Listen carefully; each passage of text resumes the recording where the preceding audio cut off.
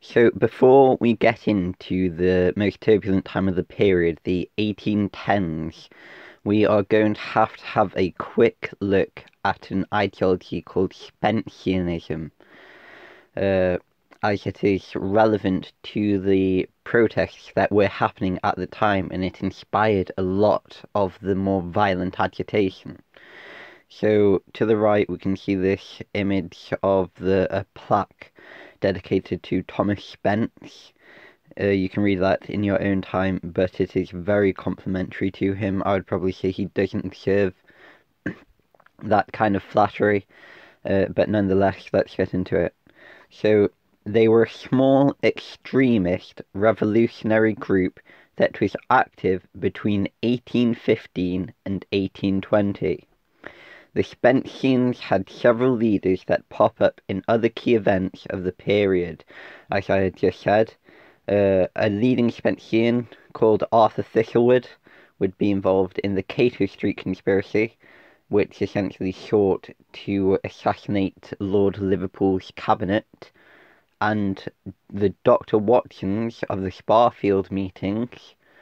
So they're both called Dr. Watson. It's a father and son, both doctors. They were radical Spenceans, and at the second Sparfield meeting, I believe it was, they attempted to essentially recreate an English Bastille Day. But we'll get into that when we do Sparfields.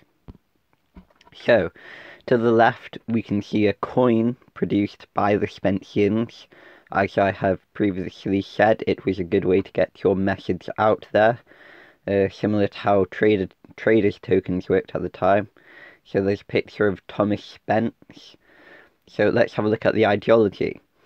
Their philosophy came from a bookseller called Thomas Spence, and it advocated the establishment of a utopian society called Spenceania. Now, it's a bit narcissistic to name the utopia after yourself, but I digress. In this utopia, private property would be abolished, all land would be nationalised, and a republic would be established which would give everyone equal rights. Spenceanism was essentially a mixture between utopian and revolutionary socialism. It was thus a proto-Marxist socialist philosophy, similar to that of Socratic communism, which anyone who has read Plato's Republic will know was a big thing and partially responsible for the downfall of Rome.